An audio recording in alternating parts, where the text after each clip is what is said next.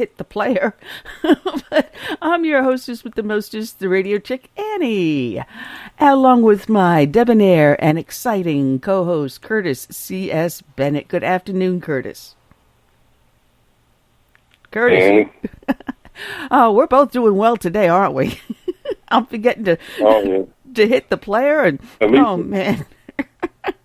At least the sunshine out compared to last week when we had storms and clouds and high winds. I hope everyone survived Tropical Storm Hermione. Well, we lost our power. You know, if you listen to Friday's show, it was interesting to say the least. But power came back on about 8:45 at night. I went and checked on my neighbors around me just to make sure that they were all right. And I'm glad I did, because one neighbor across the street didn't have candles. So she was without power, without lights or anything. And I had thrown a couple of candles in my back pocket. So I got matches and candles and gave it to her. But we survived. Everyone came through with flying colors so far around here. But I know that the storm hit you hours before it came to us. So it was an interesting week, Labor Day weekend. Yeah, well, you know, it was a good dry run for future events like this. Say, for instance, if we had a electromagnetic pulse attack and whatnot, because we had people here that couldn't get money out the ATM.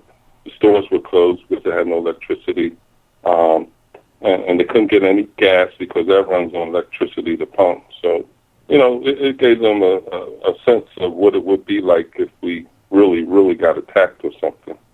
Oh, that is especially true. The electrical grid. That is true, because one of the last things I had my husband do was to go to the bank and cash a check before the power went out. So if we did have to run to the store, we had cash on us. You know, we had the tub was filled with water. We've got 2 bathtubs, so we were able to take one and just fill it with water. We also had the swimming pool, worst comes to worst, but we had backup of everything. We had food. Just made sure the generator was running, keeping the refrigerator going, because that's one thing. I mean, if you leave the freezer closed, that's no problem. But you want to make sure your food stays fresh, too. So we were prepared. We were ready. I mean, not as ready as we should have been, but we were prepared. And it's good to have a radio that's battery-powered. See, that's the one thing. You know, we do have one. It was in the garage, no batteries in it.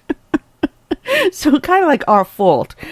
But that was our fault. But even then, once we had the generator up, it would have been easy just to plug in a radio into it. So no big deal. No big deal. But anyway, let's get on with the show. We got ourselves an exciting show. We've got 2 great guests that are going to be joining us. Kereakos Zuras is going to be joining on the first half. And in the second half, we're going to have Eric Golub. And it's going to be really exciting. But those that listen to the show know that we start off each and every show with a dedication to a fallen hero. And today is no different. And as I bring up the dedication music, today's dedication is going out to Police Officer Kenny Moats of the Maryville, Tennessee Police Department. His end of watch was just recently, Thursday, August 25th of 2016. And the first part of the segment is from the Officer Down Memorial page. And it reads, Police Officer Kenny Moats was shot and killed after responding to a domestic violence call at a home near the intersection of Kerryway Lane and Alcoa Trail at approximately 4 p.m. Patrol units had responded to the home earlier in the day for a domestic dispute. And folks, I'll tell you from personal experience, these are some of the most dangerous calls that a police officer goes to, because you never know what you're going to walk into. If you start to side with the husband, then the wife will attack you. If you start to side with the wife, the husband will attack you. And sometimes when you think they're fighting and you go to separate them, they will both come to each other's defense and then attack you. So you never know on a domestic dispute. They are the most dangerous calls that an officer can go on. And it continues. Patrol units were sent to the address a second time when another call was received by dispatchers stating that one of the subjects was now armed. Officer Moats and a second narcotics detective who had happened to be in the area responded to the scene to assist patrol units. They parked their vehicle approximately 70 yards from the residence and assisted one person from the home before taking cover behind their car. As they waited for patrol units to arrive, the subject opened fire from a garage, striking Officer Moats in the neck. The other detective, as well as a responding Blount County Sheriff's deputy, were able to return fire before taking the subject into custody. Officer Moats had served with the Maryville Police Department for 9 years and was assigned to the 5th Judicial District Drug Task Force. He is survived by his wife and 3 children. And this article is by Heather Boren, Knoxville, Tennessee. Hundreds of people, including officers from departments across the country, state senators, and Governor Bill Haslam, paid their respects to Officer Kenny Moats. Person after person flooded Seaver Heights Baptist Church for a receiving of family and friends and a funeral service for the fallen officer. We all wear the same unit, just a different badge.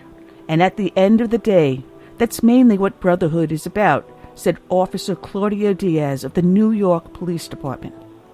Brothers in blue from different parts of the country came to say goodbye to Officer Moats.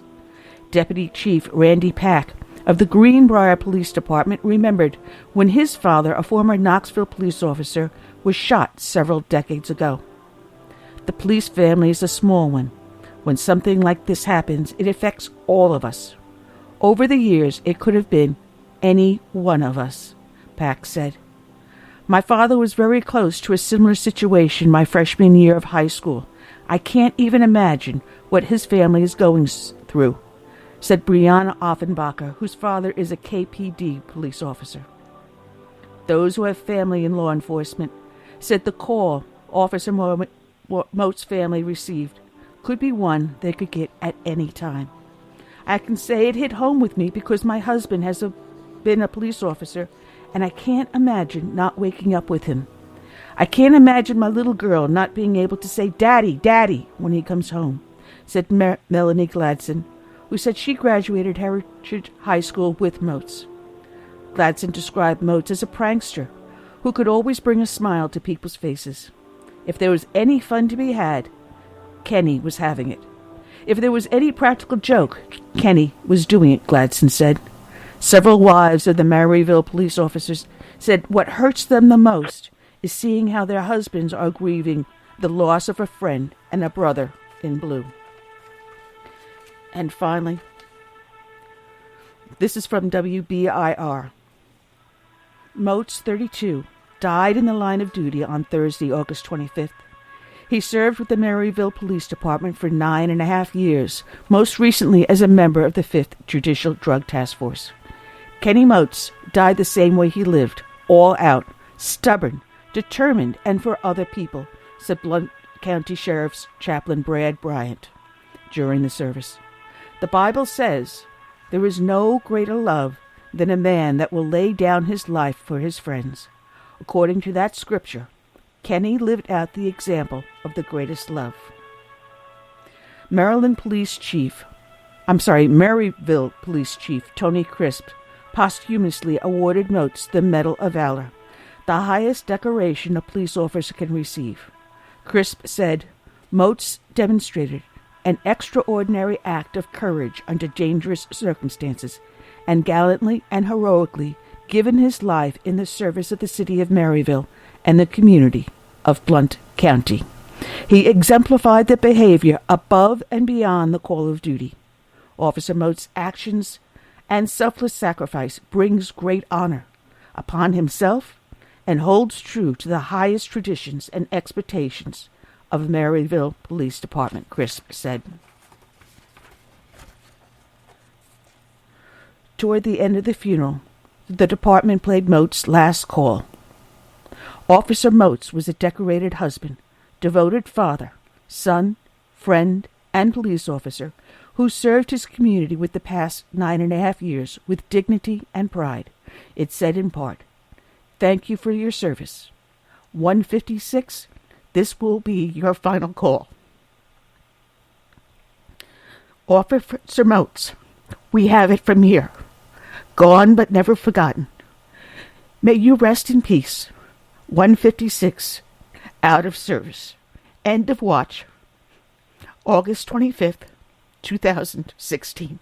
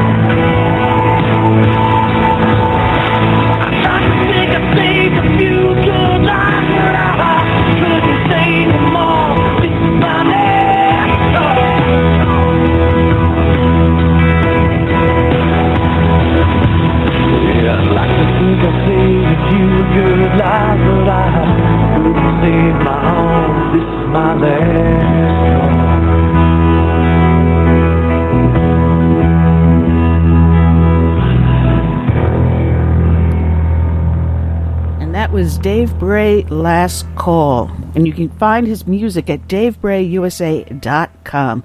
And we're back here on Southern Sense, here live on Blog Talk Radio, High Plains Media, SHR Media, Kinetic Hi-Fi, The Fix FM out of Charleston, South Carolina. Oh, the heck with it. You know what I'm going to say. Just go to our website.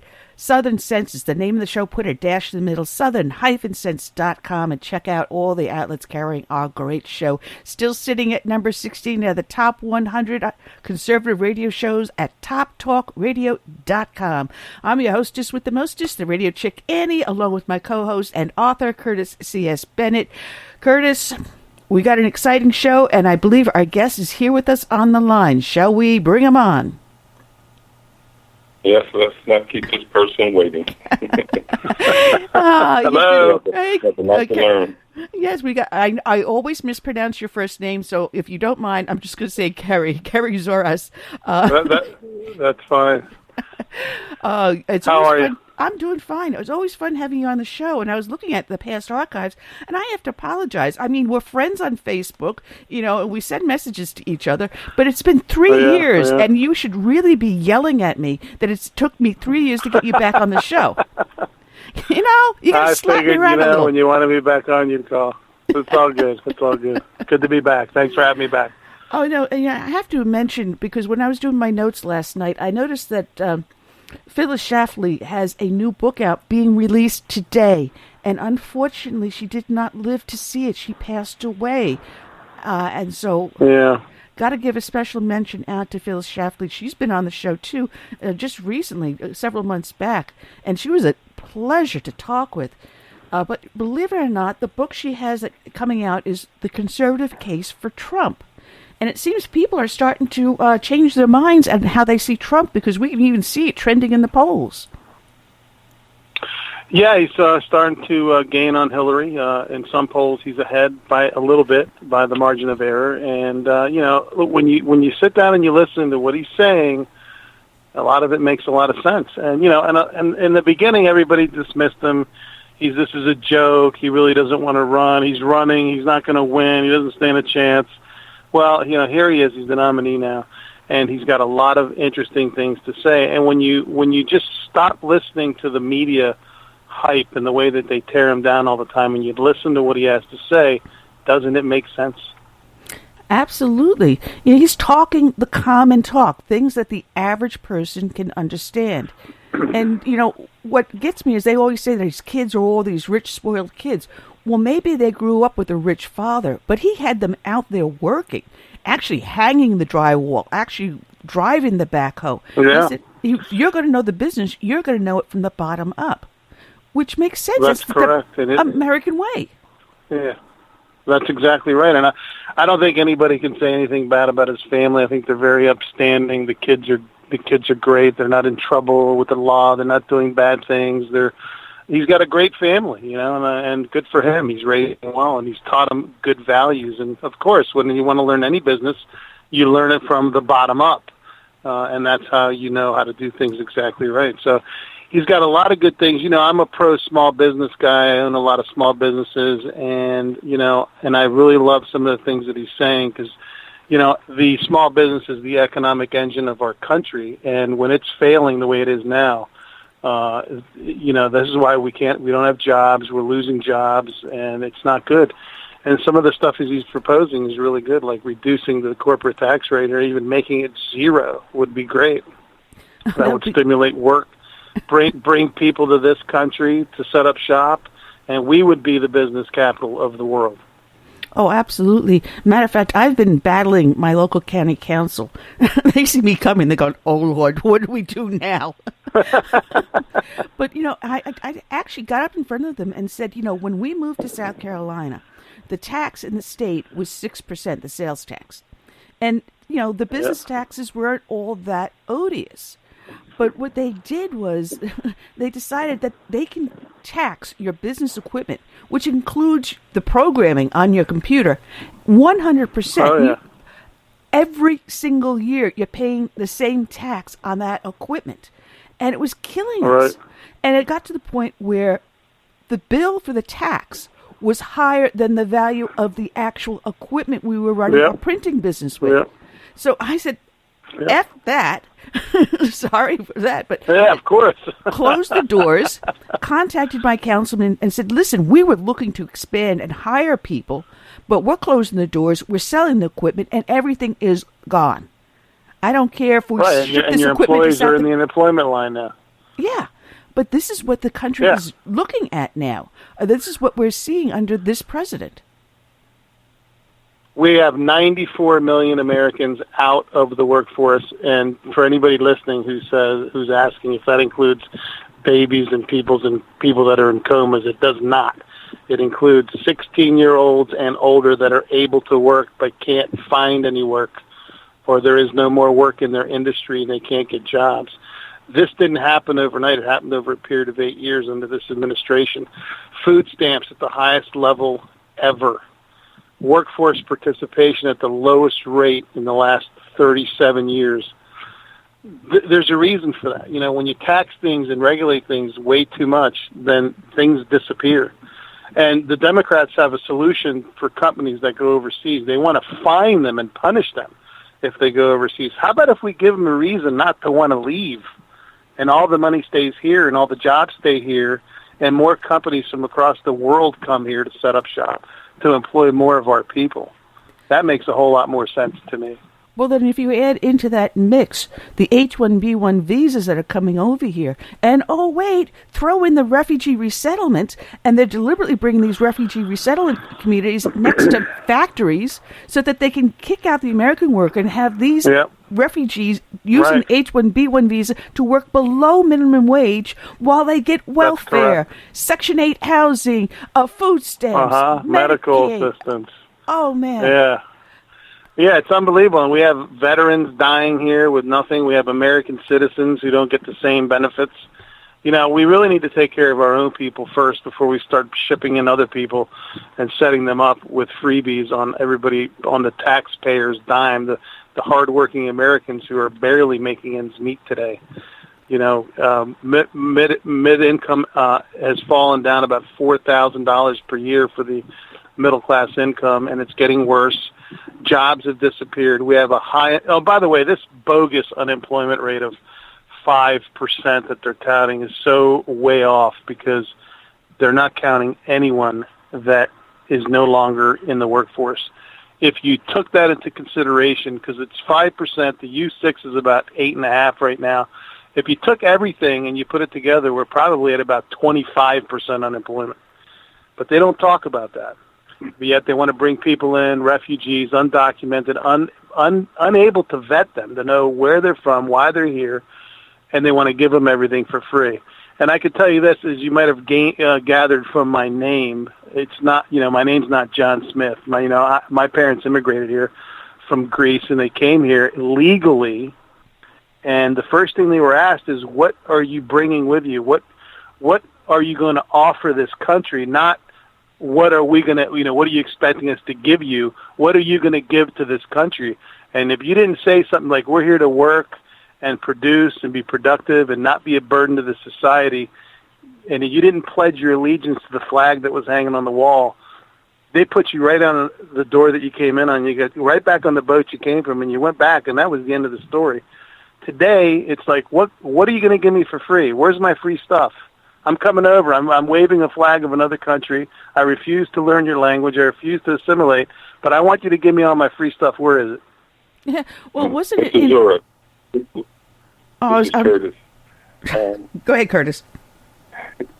Okay. I noticed Trump is reaching out to the black community, and this is something that Romney never did, or McCain. At least this, public. They never went this public about it. But do you think blacks will take Trump's efforts seriously, or will they just think this is another political ploy or photo op? I would hope that they take it seriously, and what I've been seeing on social media and following different news networks and reading different news articles about this, you have two sides. You have there are African-American groups that accept him, and there's others that continue to say, he's a fraud, he's doing this for votes, he's doing this and that. I happen to believe that I think he's being very genuine because he's coming at this from a business approach. And it won't work until the inner cities are lifted up. You can never have a working process that runs smoothly if every time the wheel comes around to the inner cities, there's a few teeth missing off the wheel, and it skips and it misses and it falls apart. Everybody has to be part of this equation. And when you look at what's happened in Democratic-controlled cities across the country, they haven't gotten any better. They've gotten worse, and they keep promising these things, and all they're doing is keeping people down. They're not giving them a way to get up. So I believe he's being genuine, and I believe that if people just stopped listening to all the, oh, he's this and he's that, and listen to what he has to say about how he's going to create jobs, give school vouchers so you have school choice. You know, in New York, they wanted to give school vouchers, and the Democrats blocked it. They're like, no, we're not going to do it. Why wouldn't you do it? Why wouldn't you do it if it's going to be helpful? Why can't people that live in inner cities, minorities that are not living under the best, why can't they have that opportunity? Because it's going to violate somebody's special. It's going to violate some special interest promise that somebody made, or some favor that somebody owes, or to some union, or this, that, and the other thing. And this is what I like about Trump. I'm not saying I like everything about him, but I like a lot of things about him. He isn't bought and paid for by anybody. And and sometimes he talks a little bit not so professional. But you know what? Isn't it about time we stood up for this country and just told some people how we really felt about some things? Oh, absolutely, absolutely. You know, I there's so many things that are going through my mind at this moment, because it was Obama. As soon as he got into office, the very first term, the first thing he did was discontinue the Washington, D.C. school vouchers, which was working, which was giving inner city kids a chance of a hand up. That's right. And the first thing he did was discontinue it and then enter his daughters into a private school. And if that isn't hypocrisy at the highest level, I don't know what is. But you look at the way I agree with you. I agree with you. But I look at the way he's behaving with this G8 summit in Asia, and to the Asian culture, face is everything. Any insult that you accept shows that you are below and beneath them. And he has been accepting insult after insult. And how can we as a nation stand there and be the most powerful nation in the world when you have its leader losing face left and right? And Trump was one of them. Well, not only that, but he's on an apology tour. He has been, and we never should be. Look, this is the greatest country on the planet. We've done so many good things for so many other countries. Have we done some bad things? Yeah, we've done some bad things. We've done a lot more good things. And we need to stand up for what we are and our values and not compromise or make apologies for who and what we are and what we stand for. No, we're not perfect, but we are the best. And we need to stand like that. You know, when you have any president, not just him, anybody that goes around and is making apologies or doesn't stand up and doesn't walk proudly and, and just stay firm on our standards and values, that's not good. And I'll tell you, they were very harsh on the president, which I don't think was. I think another world leader talking to another world leader, no matter how you might like him or not like him, some of the stuff that I think it was the Filipino guy said, I mean, that was a little over the top. I think that was a little extreme. But to your point, yeah, we're not respected. We're not feared anymore. People are walking all over us. And it's not good, and we need somebody, whether it's Trump or whoever it is. In this case, it happens to be Trump because he's the nominee. We need somebody that can tell, when somebody's in our face, just tell them to F off. You know what I mean? It's like, you know what? We're not taking this from you. Goodbye. And here's what's going to happen now. We're going to cut this off. We're going to cut that off. We're going to take the money from here. This is going to stop coming in until you straighten up. Why is it that the United States has to give, be insulted and trashed along the way, and we're supposed to smile and just keep giving? Personally, I don't think anybody would do that on a personal level. If you had a friend and you were helping them out, and every time you loaned them money or bailed them out of a situation, they cursed you out and, did bad things to you. I mean, that might happen once or twice, but not the third time.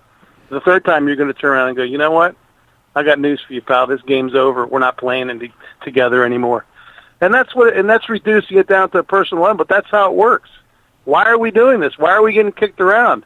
We have no respect whatsoever. They view us as weak, and then now everybody's doing whatever they want. And then we make an Iran deal where we released billions of dollars, and we let them have a pathway to the nuclear bomb, and they hid the backdoor negotiations from the public.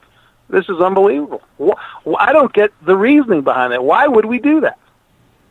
I don't understand anything this administration has done. Not a single thing. It is antithetical to everything that I actually believe this nation stands for. You know, Trump was exactly right. The moment China did the first insult, wheels up, I'm out of here, and I'm not going to, sit down and negotiate TPP or this climate change BS. I'm out of here. You play your BS. Games. But it is BS. We signed a treaty that says we have to make certain changes, and China gets to make them in 15 years, maybe. These are the kind of deals we make. That's why I can't wait for him to get in, and I hope he does, where he's going to negotiate better deals, stick it to the people that have been sticking it to us, and have them come running back for help. Exactly. And that's how it should be. Exactly.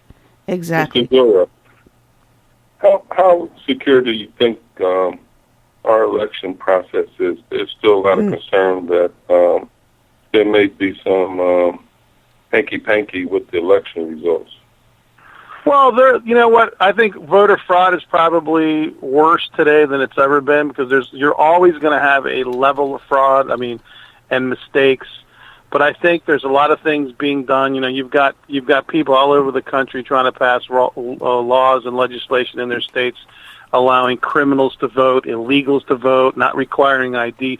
I don't find asking for an ID to be a racist thing. I think that we should provide IDs for the people that don't have them, if that's a real issue, and I don't know that it is, because I think everybody's got some form of ID, some government form of ID, and if they don't, we should provide a method that they can get one. But you should be required to show an ID when you vote, and to call it racist, I think, is laughable when you have to show an ID to get into a presidential function, or any other thing, or buy cigarettes, or buy beer, or when you get pulled over by the police. I don't get that, but I think that promotes fraud when people can vote more than once, when you have voting districts where a particular candidate didn't even get one vote, not one. Well, and this goes on a lot. And then you've got the machines automatically changing votes. There's so many things that affect it. Yeah, I think that there should be a concern for fraud, because it is existent. Well, I'd love the argument that if you demand ID of the voters, you're suppressing the minorities and the poor. In South Carolina, when they started arguing against voter ID, Governor Haley turned around and said, all right, fine, we've passed the law, but we're going to make it so that, it cannot be overturned by the Supreme Court, because for free, to those supposed 500,000 South Carolina poor voters that can't get to DMV, we will provide you free transportation. Here is a toll-free number you call, and we will pick you up at your house, take you to motor vehicles where you can get a free government ID, and we will take you back home.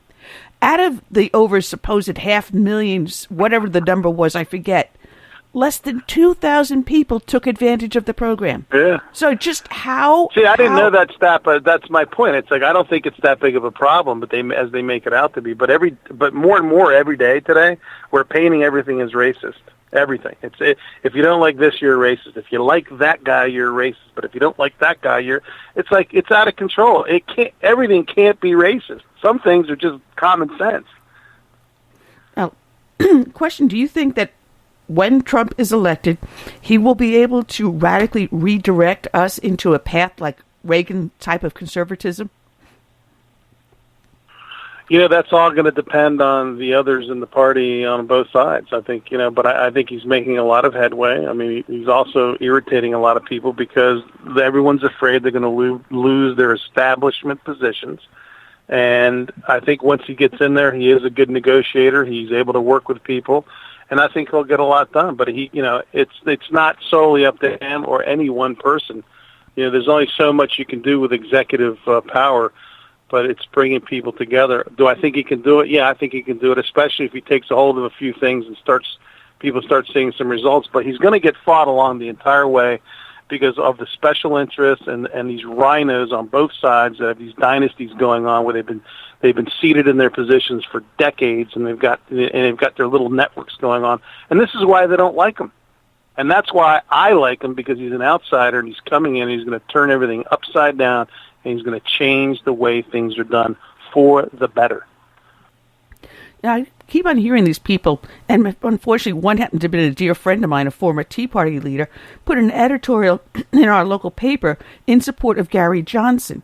And I'm doing a head slap here, and I was like, are you really, really trying to take votes away from Trump and allow Hillary to be elected? You know, what is going to happen with the Supreme Court? I'm not talking about the next 4 or 8 years. I'm talking about the next 40 years that the Supreme Court will be influenced by whoever sits in that presidential throne. I agree. I don't get it either. But and you know what? If they spend as much, and how about the never Trumpers and all the Republicans who say, I'm never going to vote for this guy, they're throwing it away. Why would they do that? If they put as much energy in taking down Hillary, we would have a chance of winning. But the way, you know, you're right. When they vote for a third party, or they say, I'm not going to vote for this guy, and they trash him all the time, why aren't they trashing Hillary? Our subject and focus should be on Hillary. First of all, she's criminal.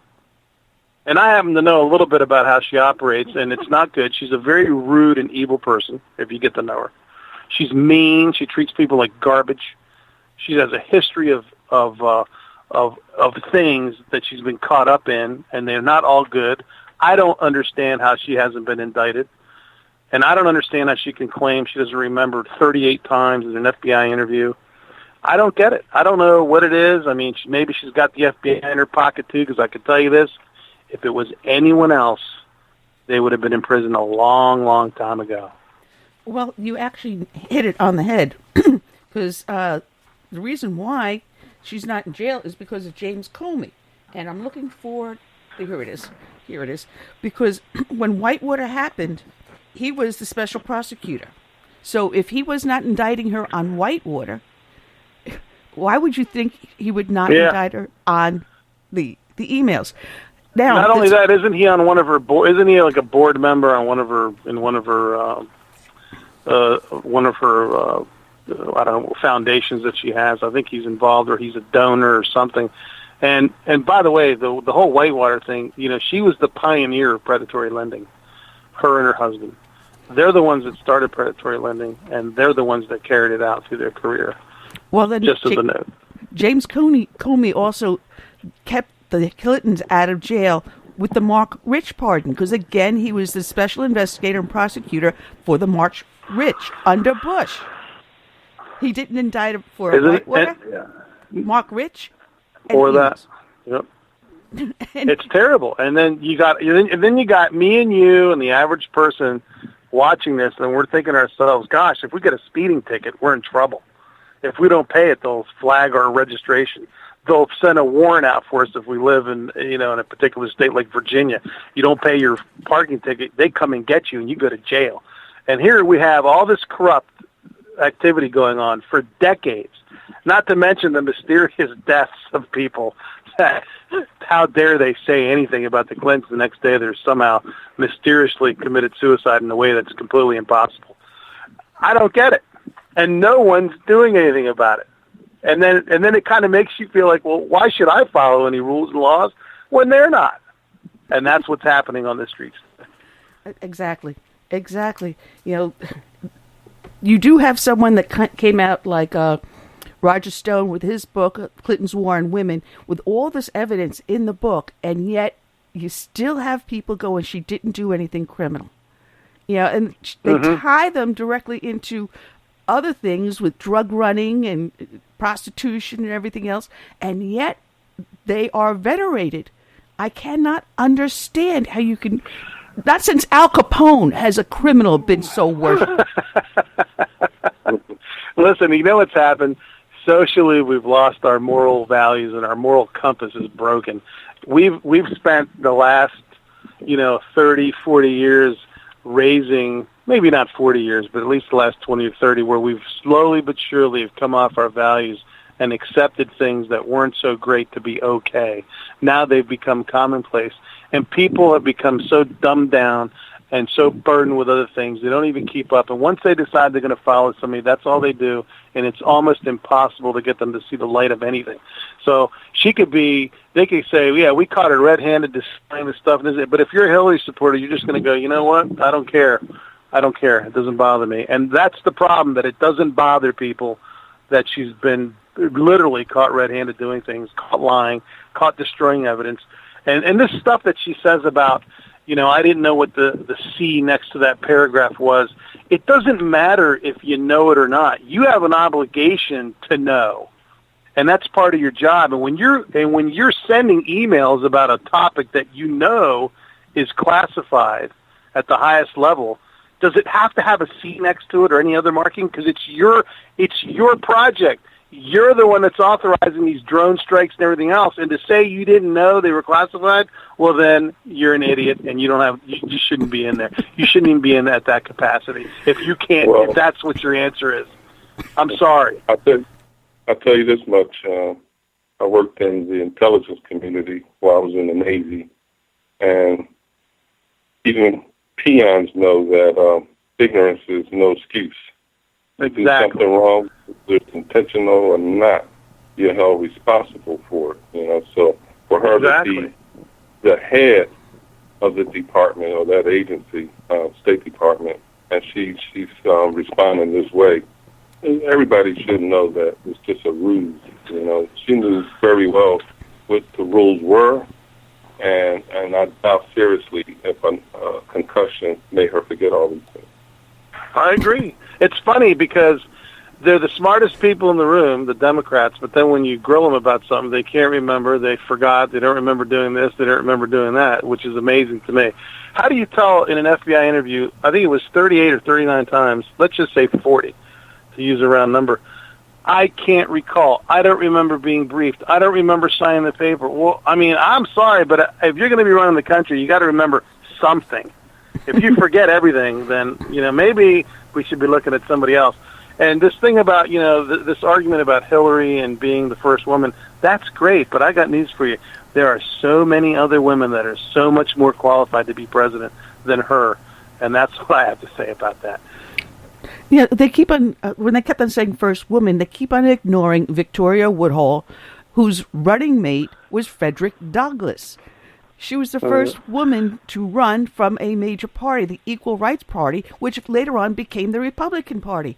So stop it, folks. It happened to have been a conservative, someone who fought for abolition that ended up, Frederick Douglass, a member of the Republican Party. Hello? There was a black running mate. So don't pull that. And it's unbelievable because the Republicans have been painted as the racist, and it was Lincoln who freed the slaves, and it was the Democrats who founded the KKK, and it was the Democrats that voted almost 100% against voting rights for minorities and women, and it goes on and on and on. But somehow they've done an extremely great job of marketing, because when you cut this down to the lowest common denominator, this is a marketing game, and they are very good at what they do. And they've now convinced people that the people that were for minorities and freedom for, freeing the slaves and equal rights and voting and that have now become the racist party affiliated with the KKK, when it was the Democrats that founded the KKK. Perception is everything, so people believe what they believe, and once somebody's got it in their head that, if I look out the window and tell you, hey, it's a sunny day, and you go, no, it's not, it's dark and it's raining, I can't help you. Oh, man. It's really crazy, because now Comey, when he said that he wasn't going to press charges against Hillary, he said there was no intent.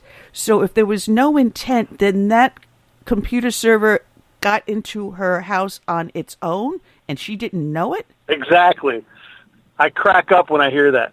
You had to intentionally put it in. It wasn't by accident, like it didn't just show up, like you said. And even then, that it's not right, and it shouldn't be there. And she said she had 2 devices. She had 13 devices, some that she broke up with hammers. And the reason that he couldn't prove intent is because he didn't ask her about her intent. Mm-hmm. So he can say there wasn't any intent because he didn't ask her. They never asked about intent. You know, when the police or any type of law agency picks up somebody for questioning, the first thing they want to know about is their intent. Because without intent, you don't have a case. So why wouldn't you ask that question? Oh, man. I love that, you know, because when I made a couple of arrests, you made me think back and some of the stuff I experienced. You know, one guy had a pocket full of hypodermic needles, and he had no idea how they got into his pocket. Right, exactly. Of course not. He's smart. I don't know what that is. How'd that get there? Oh, man. No, it's unbelievable, and it's really shameful, and it's really sad that it's 2016, and we have blatant cover-ups now by agencies like the FBI, and people are not being held accountable. And this was supposed to be the most transparent administration in history, and it's been 100% the opposite. It's been embroiled in lies and scandals and cover-ups. I mean, look at the Iran payoff. Oh, that wasn't a payoff. And then when it was confirmed it was a payoff, well, we're just giving them back the money that we had. Why do we give them any money? Why do we give them any money? They're blowing our soldiers up. They're the biggest.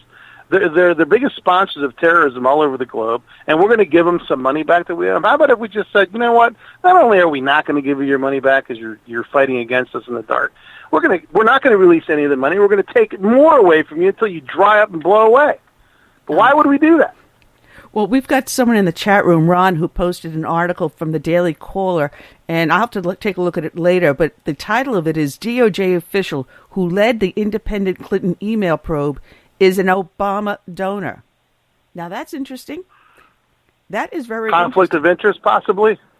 Yeah. Anybody else would have been. How do you do that? How does that happen? But it happens all the time, and nobody cares, and it's okay.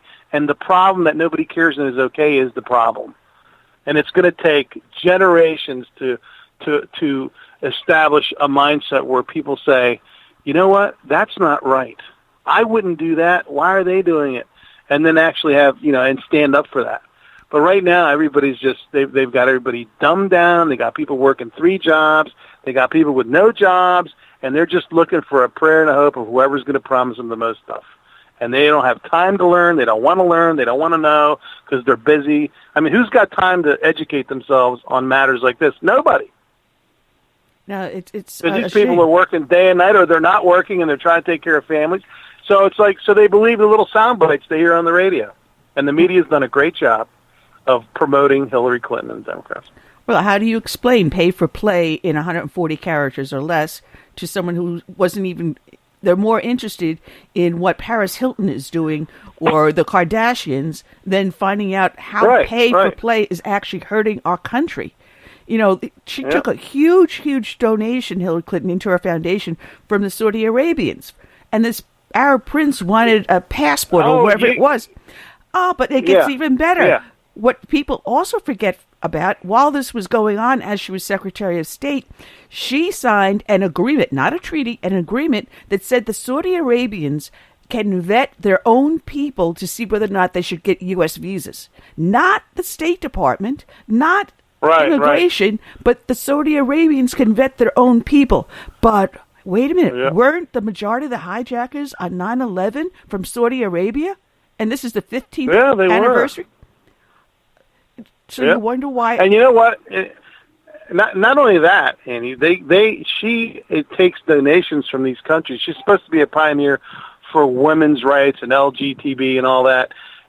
These people their policy is if you're gay, you're going to die. Okay? If you're a woman, you're going to get beaten, you're going to get oppressed, you're going to be held, you got to wear a bag over you have to live in a trash bag basically, and you can't be seen, and you can't drive, and you can't go to school, and you can't go.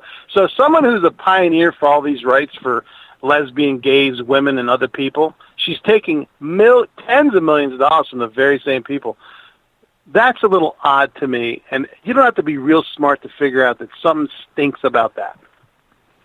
Absolutely, absolutely. Plus, this is the one nation that refuses to take any of the refugees. Do you think they have a problem with the refugees? That maybe there might be other terrorists mixed in with them? If Saudi Arabia and Turkey will not take the refugees, there must be something wrong. Right, and you know what? And it's okay if they do it. If we say, oh, we don't want them because we don't know where they're from. Oh, we're the land of opportunity. Our land was built on immigrants. And I'm speaking to you as a first-generation child of immigrant parents. You come here legally, period. You don't butt in front of the line. And if you did and you set up shop and you have a family, well, gosh, that's a problem you created for yourself. That's true. Because at some point, someone's going to come around and say, you know what? This has been a big mess, and we're going to start cleaning it up a little bit. I don't know what the answer is. I like the fact that you get rid of all the criminal aliens first, and then you try to figure out a way to make everybody happy. It's going to be impossible to deport 11, 12, 13 million people. Most of them are good people, and they have families, which is kind of sad. But it's not fair because you have millions of people that are waiting to get in the right way and cannot. Exactly. So it's like being at the checkout line and you're waiting, and somebody a group of people just gets in front of you and goes through, and then the store closes. Oh, sorry, we're closed. Too bad you didn't get your turn in line. Thanks for waiting. Well, your parents came in back tomorrow and get in another line. Well, I don't want to get off the immigration. Oh, right, Curtis, let me just one point in, because my husband happens to be an immigrant. I am the second generation. 3 of my grandparents were all immigrants. When they came over, they had to have a job waiting. They had to have housing already available. They had to promise not to be on the public dole for 5 years. That's right. So they had to prove they're willing to be part of a productive United States of America and work towards citizenship. They actually had to say, I'm going to get my citizenship. And not like that Times Square bomber said, oh, well, I lied. You can't lie. Yeah, it's ridiculous. And shouldn't you, though, if you're going to come to a country, shouldn't you learn the language? Shouldn't you want to become part of why you came here instead of trying to force people to change and conform to you? Because it was the same way when my parents and others at that time and before them came. You had to tell them how you're going to be not a burden to the country, but an asset. What are you going to contribute? How are you going to give? Not what are you going to take? Yeah, and that's what we've lost. And I don't want to press 1 for English. Go ahead, Curtis. My question is, why do you think the Bushes fell out of favor with America and Republicans? And will Jeb Bush ever get over Trump? I think that... I don't know, first of all, I happen to like George W. Bush. I never worked with Jeb Bush. But I can tell you this, that Jeb Bush, I don't particularly care for the way that he handled it, the way that they're not supporting, and unfortunately George W. Bush the same way, not supporting Trump. And I feel bad for, I don't like that any other Republican is not supporting him and taking a stance if they could take such a stance against Obama or Hillary or the opponent, whoever that may be. I think it's bad, and I think they hurt themselves publicly by doing that. And when they were all on the stage, everybody was beating everybody up. Trump happened to be hitting a little differently, like something that they've never seen before. But it's a battle, and then it gets cleaned up, and you reduce it down to 1 or 2 people, then finally one person. But then, put your guns down and unite against one person. And that's how it should work. Obama's doing it with Hillary in 2008. He was saying she's not capable of work. She isn't qualified to do this job and this and that. And then on the stage, he's praising her, which is what he should do because she's the candidate. Why aren't they doing it? I don't know. But whoever isn't doing it is looking really bad. Yeah, it really is. You've got the Glenn Beck crowd on one hand, you've got the George Will crowd on the other, and they're the ones that are tearing the party apart. The rest of us, those of us that are conservatives, that are Tea Party people, say, hey, listen, we didn't really appreciate Romney or McCain, but when you wanted us to come out and vote, we came out and voted. But now, right, exactly, you have someone that we can 100% support, and you tell us to shut up and sit down and go for a third party? Yep. No, I'm telling you to shut up and buckle under, buddy. They don't realize the damage that's going to happen. If we lose this election, we're done. Like you said, not for 4 years, but for 40, 60, 100. It's over. It's over. Well, it's like the title of the show says, Will America Survive this presidential election if it's Hillary in office? And I'm saying unequivocally, no, it won't. I agree with you, and I'm hopeful that there's a lot of independent votes that aren't being polled, because most of the polling doesn't include independents. It includes registered voters from both parties. And there's a lot of people that haven't voted before they're going to come out. And I'm hopeful that he'll pick up some of the minority vote. I'm hopeful that a lot of the minorities will listen to Mr. Trump and give him an opportunity. If you don't like him, you can always fire him in 4 years. It really can't get any worse. I only see it getting better when people want to help, when they want to have better schooling, better education, better opportunities, cleaning up the cities, bringing jobs back. Look at Detroit. Look at Detroit today, and look at it, 20, 30 years ago. It's a mess. Absolutely. And there's no reason for it. And I think there's absolutely no reason except for entitlements, big union contracts, just asking for so much that these companies finally said, you know what, we can't do it anymore. Now everybody's going to lose. No, and what I'd like to see is his publicity staff focus a lot on what he's done quietly to help minority communities, where he's seen areas that were devastated for whatever reason, and he just quietly went in and gave a helping hand, and the public doesn't know about that. I'd like to have that soft side of him be shown more often. The thing is, the mainstream media is totally against him, so the only place you might get that is maybe Fox News, maybe. You're not going to hear it anywhere else on mainstream media. You're just not. Look, in 1999, Jesse Jackson was praising Donald Trump for the good stuff that he was doing in minority communities. He bought a golf course in Florida that was off limits to blacks and Jews, and the first thing he did was he opened it up to blacks and Jews. He doesn't get any credit for anything he's done. He's never been called a racist except for when he's going up against Hillary Clinton, and this is where we're at today. Nothing. It's unbelievable because you will not hear about anything good that this guy's done. They're trying to dig up trash, which is part of the cycle. I get it.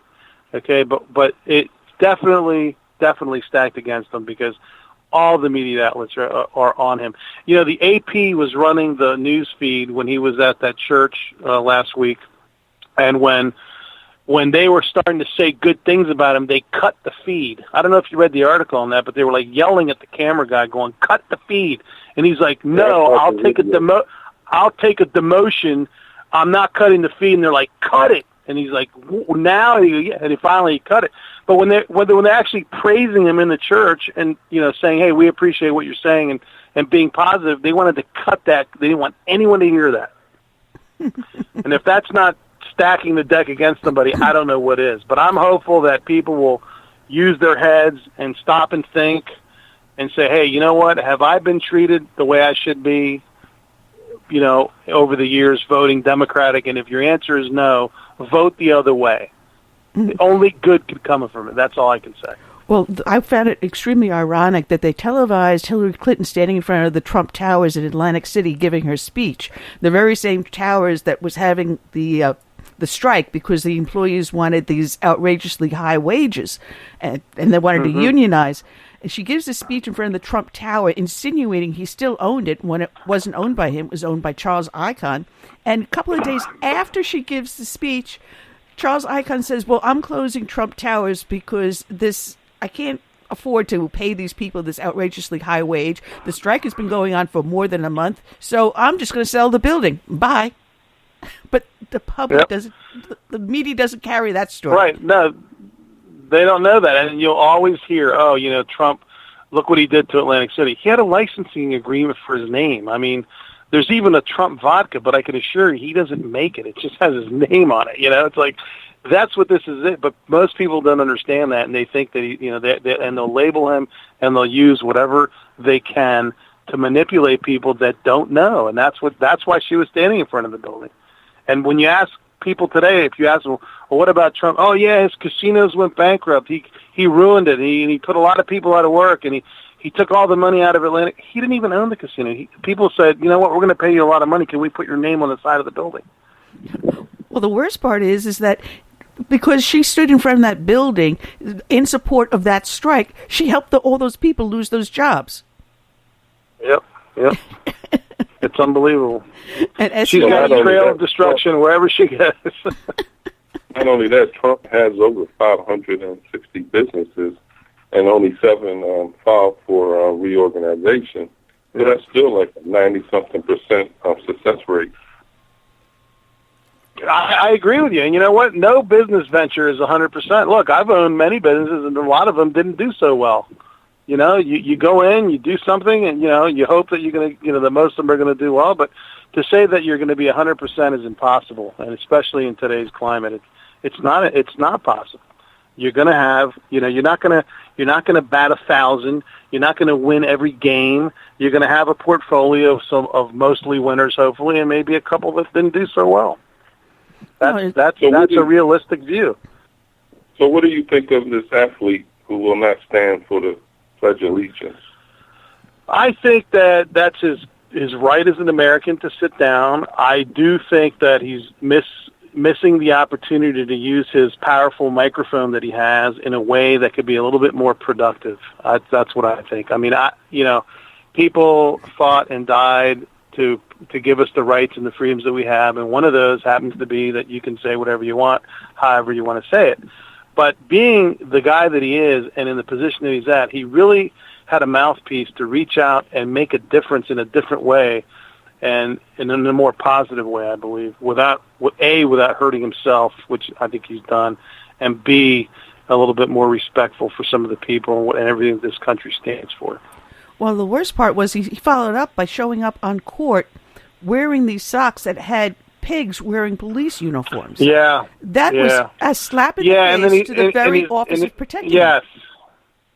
Agreed. And the other thing is that I believe, and if I read this correctly, that he converted to being a Muslim. Mm-hmm. And my question, if that's the case, is, and I think it is why isn't he outraged at the oppression of gays, women, and everybody else in those countries and the things that they do to people? Why isn't he outraged about that? You know, he had such Why a isn't he platform. outraged about that? He had such a platform to work with. Why isn't he talking about the number of black children are being aborted compared to any other child? Why isn't he speaking out for those generations of children in the black community that will never be born? Why is he speaking about... I agree. The shooting deaths in Chicago and Detroit? That's a good question, but but the answer you're going to hear is, well, let's not focus this on black crime or whatever.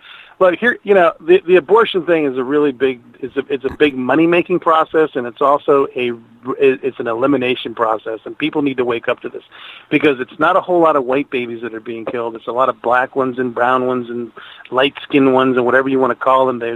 They're black, they're Italian, they're this, they're that, whatever. They're from other races, not necessarily white. And people need to wake up to this, because it's just another form of elimination. That's all it is. That's all it is. No. And Bigfoot in the chat room is saying, according to Islamic writings, Muhammad owned slaves, including black slaves. But if you read the Quran, and I forget what passage it is, I have it on the bookcase over here. But in the Quran, I stopped, and there's a passage in there that says blacks are subhuman. They're actually calling them less than human. So why would any black person embrace Islam? I don't know. I really don't. I don't get it. And then to make a stand that's kind of like not even a complete stand. It's like, I don't know. I don't get it. I mean, look, we got issues here in this country, a lot of them on all fronts. But he totally missed, I think, an opportunity to use his status and his following to send a message, one of real making a difference, as opposed to what he did. Because really, the only thing he's done now is hurt himself. And he has. There's nothing more is going to come out of it except he's going to hurt himself. And I think maybe in retrospect he might rethink what he did, because he had such an opportunity that he just totally missed.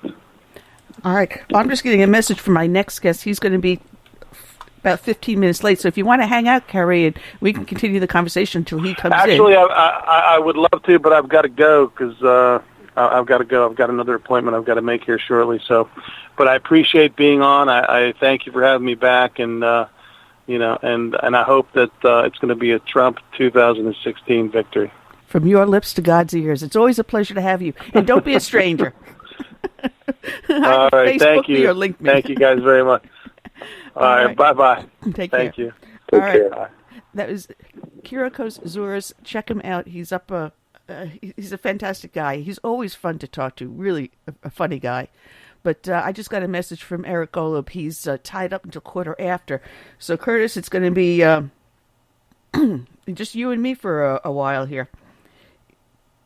Oh, that's fine. I really want to ask him about the suppression of Hillary's illness or ailment or whatever it is, because I'm wondering how long they can keep that under wraps. It's obvious that something's wrong with this woman. Yeah, there's a lot of film footage out there showing her needing to be assisted up steps. I've seen some photos where people are showing that there may be some sort of a device attached to her waist or something like that.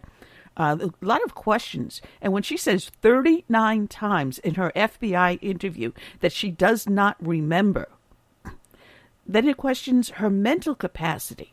And this is something the public should really be asking. I mean, I remember when Reagan was running for office, everyone was demanding his medical records. So why are we not demanding her medical records? Why isn't this question being asked? Well, it seems like Donald Trump is the only one really out there asking the questions about her health. And I don't really hear any other Republican leader asking this. You just have to wonder what's wrong with Congress. I haven't heard a peep out of Congress, the Republican leadership, in months.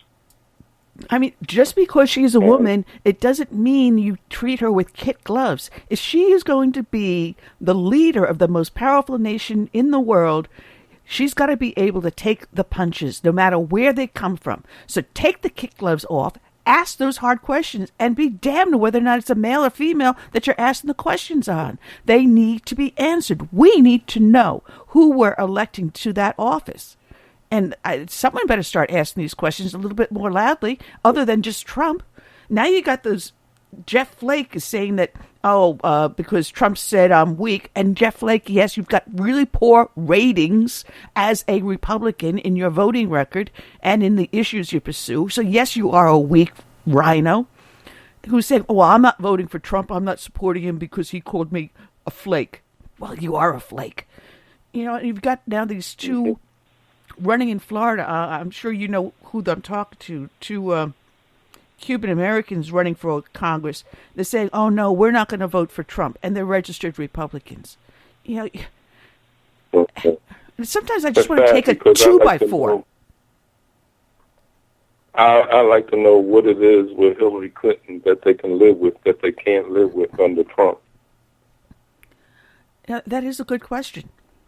That is a good question, because he definitely won't make it worse than what we have.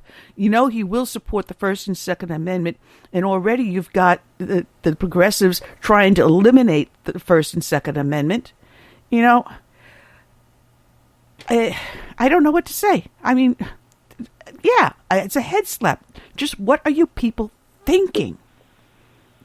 Or are you just not thinking? For one thing, they're not really thinking about the country and really not thinking about the party which they profess to be protecting.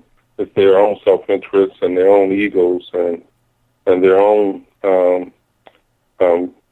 grip on power that they're protecting. That's what I believe. Ron put it in the chat room. President Hillary, where'd you put the nuclear codes? I can't remember.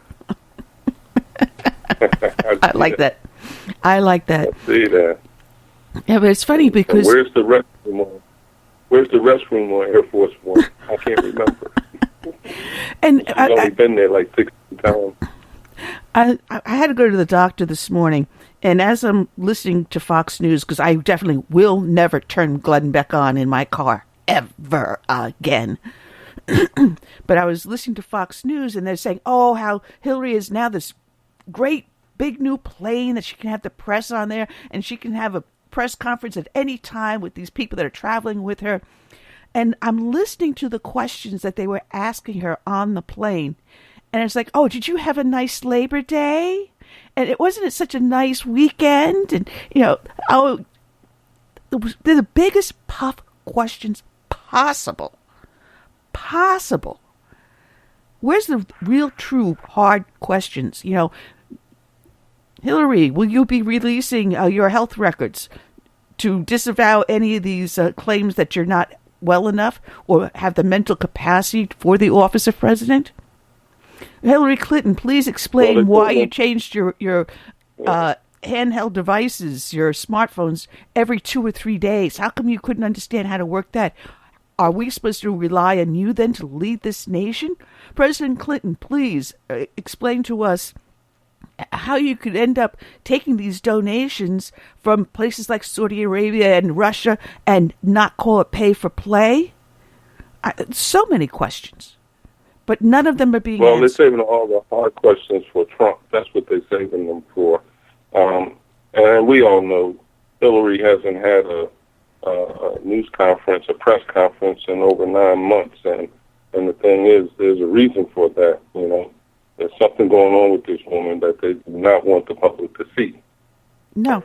That's what I... And what everyone else ignored was over the weekend, President Obama, by executive order, made, I can't tell you how many millions of acres around Midway Atoll. You remember the Battle of Midway, World War II, made that whole area a natural preserve, a park, in other words. Another order. But what they're not talking about, only 1 or 2 stations locally in my area carried it. How many fishermen, how many of the fishing industry just got put out of business? How many people did he just send to the unemployment line by doing that? And no one's going to be paying attention to that. Because, no, we're protecting the environment. We're doing something good. You'll never hear it on mainstream media, you know. The downsides of his executive orders, you know. Well, you know, Bigfoot is mentioning the devices that she had, the Blackberries and the iPhones and smartphones, whatever the heck she had, you know, mentioning them being broken with a hammer. It's funny because my husband broke his phone. 16 of them. Well, my husband broke his phone, yes, with the sledgehammer. And as soon as that news story broke, we both looked at each other with a hammer, and then, of course, followed up on the broadcast that, yes, some of them were snapped in half, so the SIM card was destroyed. Others were smashed with a hammer, so the data could not be recovered at all. So question is how many of these confidential emails in those 13, 16, 19 devices, we really don't know how many devices, an actual count, because some of the devices she claimed to have lost. You know, isn't that nice? You've got the leader of the free world who can't remember where they put their BlackBerry or smartphone. And this is the person they want to elect. Let's bring our next guest on. If I can hit the right button here, want to welcome aboard and welcome back a friend of mine, Eric Golub. Good afternoon, Eric. America forever, France never. Great to be with you. Well, the last time I saw you, I couldn't give you a hug and a kiss because you had a really bad cold. All we could do was elbow pump. So I hope you're well over that. I am happy and healthy, and thankfully I am not subjected to the Affordable Care Act. Oh, great. Oh, man. It's funny you said that because I had to go to the doctor this morning, and I ended up going to a concierge doctor so I can avoid Obozo care. And there are doctors that... I didn't know we had doctors. Do people still do that? I thought the profession just said, nah, we're going to do something else. Well, actually, one of my doctors did. He closed down his practice. He said, if Obamacare passes, I'm going to go back to crabbing or clamming or whatever he was doing. He's going to go back as a fisherman. And he did. Crabbing? I think that's what Hillary Clinton does every day. She's a major crab. Oh, we were talking about her, you know, the debacle with her scandals, and the newest one about her devices being destroyed by one of her aides. Oh, isn't that nice? You know, here's what really gets to me about this is that Anthony Weiner, with only one device, was able to find happiness and pleasure. You would think with 13 devices, Hillary Clinton would at least crack a smile. I mean, 13 devices in 4 years, I'm thinking to myself, you know, maybe Bill Clinton really doesn't want anything to do with her, and that's why she needs 13 devices. Well, the aides were saying that every few days she would switch off devices, saying, well, the one that I had before, I like to work better. But I don't like this one now, so go get me a new one. I mean, I've had the same phone now for 2.5 years. I'm beginning to think that Hillary Clinton is just not very pleasant. Oh, you mean ashtrays flying across the White House gave you an idea that she's not pleasant? They just went on their own, though. Well, she didn't throw them. Let's be fair, though, okay? She is over 500 years old in dog years, and when you really, really think about it in terms of dog years, this is a woman, I mean, she's got her righteous anger well honed. She's been complaining ever since the Magna Carta. She felt King George was a sexist. So, you know, when a woman's got that many 100 years of practice, she's going to have her routine down. Well, we were asking, why isn't anyone besides Donald Trump asking her to produce her health records to prove that she is competent? You know, I'm not sure that her health records exist. It's amazing. You know, it used to be all you needed was a paper shredder. Now she's bleaching her bits or whatever it is she's doing. Fact of the matter is that she has gotten rid of so many different things that it's quite possible she might not even be Hillary Clinton. I think when she was asked what her name was during her deposition, she said, "I can't recall." I mean, do you remember how ridiculous her testimony was?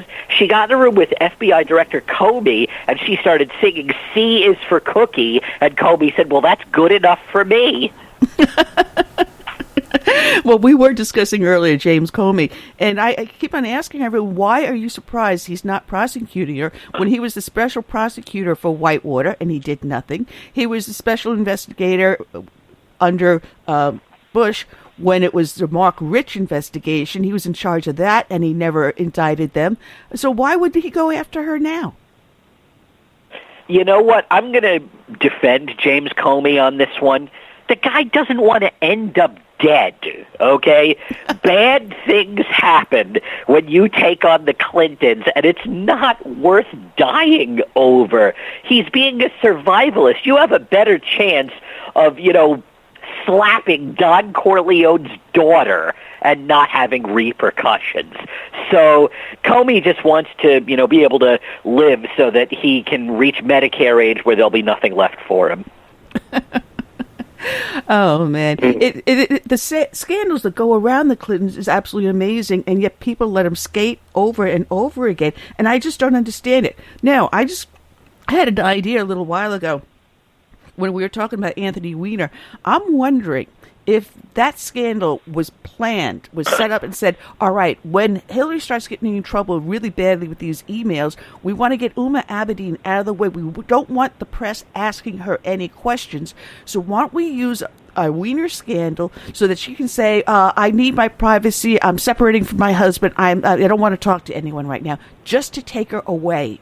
And then just to cause a cloud. The problem with that is that Anthony Weiner is just an undisciplined, self-destructive individual. So as much as it sounds good, you know, hey, let's have this, blah, blah, blah. No, Anthony Weiner is just a man who is out of control. You know, there are some people who just refuse to do the right thing. Anthony Weiner, if you think about it, okay, he did not break any laws that we know about, although this last incident, there could be child endangerment, blah, blah, blah. But if you really think about it, throughout his first two scandals, no laws were broken, and he might be the only person to ever have gotten taken down in a sex scandal without actually having any sex.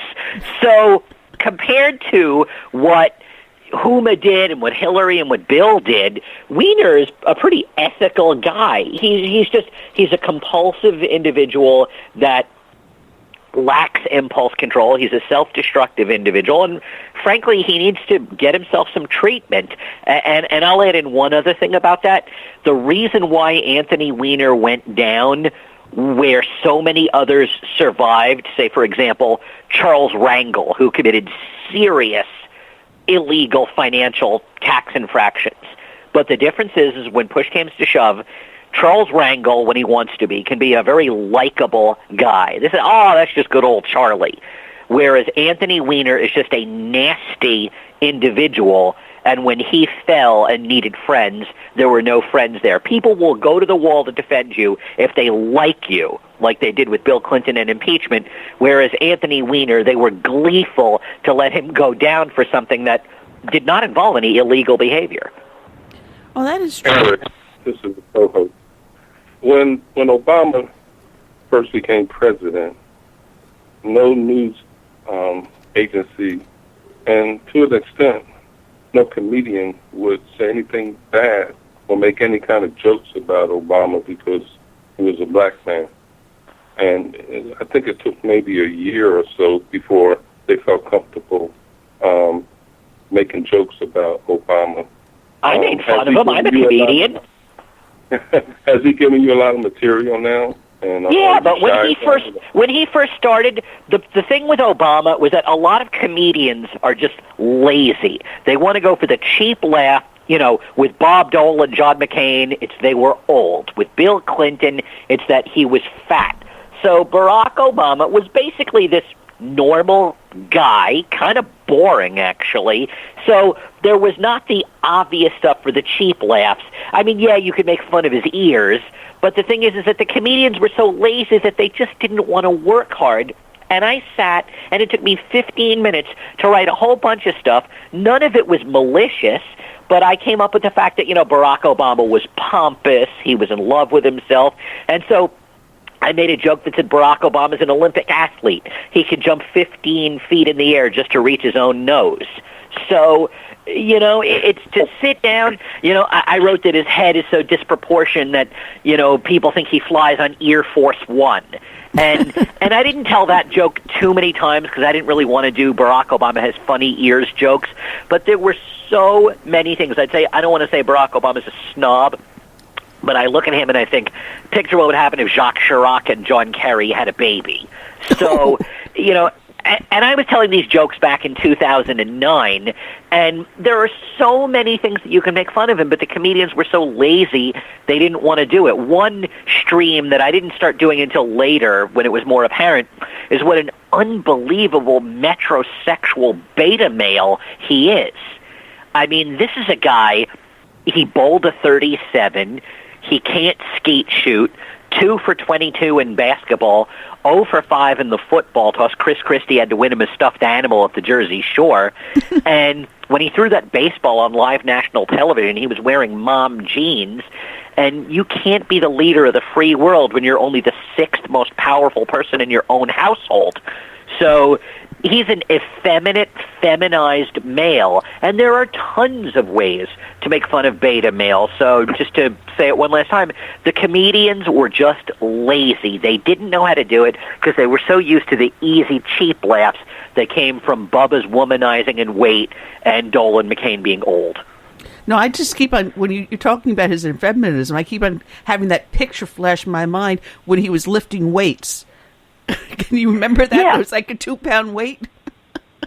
And you've never seen him at the same time in the same room as Pajama Boy. And you've also never seen him in the same room at the same time as Clock Boy. Okay, the reason why Clock Boy didn't survive is because, on the one hand, Clock Boy was an Islamist, but on the other hand, the kid was a wuss. Okay, you can't be an Islamist wuss. You got to go all in and say, I'm blowing up this school with my clock. But you can't show up there. You know, Clock Boy looked like a cross between Obama and Pajama Boy. Okay, so there's tons of things to make fun of these people, and the comedians that say they can't make fun of Hillary Clinton, again, they're just lazy because there's tons to make fun of her as well. Oh, boy, is there tons to make fun of. We got a caller in the line, happens to be a friend of the show. He also has a conservative show called Firefox News. Let's bring on board George. George, our guest is Eric Golub, the comedian. You have a question? Yeah, Eric, first of all, I'm sorry, Ann, for being so late. I've been on the go all day, and I didn't want to miss your show again because of it. So now, Eric, you say that the comedians are just plain lazy. But, and this is more on a serious note because, you know, when it comes to comedy, I know that some comedians will there are some subjects they will not avoid at all. They will go after it tooth and nail, especially Hillary, Obama, and even Trump, unfortunately. But is it because they're afraid of backlash, and not so much that they don't know what to do with the material that's being handed them on a silver platter? No, they're just talentless hacks. The fact is the best comedians, nothing is sacred. And even some of the best comedians are leftists, but they're not politically correct. You know, Jerry Seinfeld and Chris Rock are both hardcore liberals, but they stopped playing college campuses because they were absolutely sick of the political correctness. It's not fear of a backlash. These comedians are just fed up. You know, Robin Williams was a leftist, but he was a genius because nothing was sacred. And Gilbert Gottfried, I don't know what his politics are, but Gilbert Gottfried has lost jobs because he repeatedly crosses the line. And what does he do? He keeps crossing the line because as a comedian, you're supposed to. And I will always love, again, not knowing what his politics are, I will always love Gilbert Gottfried because in the wake of the 9/11 tragedies, when all the comedians took a holiday, which was the right thing to do, it took about a month. Gilbert Gottfried, a month after the 9/11 attacks, said, I had an Al-Qaeda nickname in junior high school. I was known as Never Bin Laden. And then all the comedians started coming back.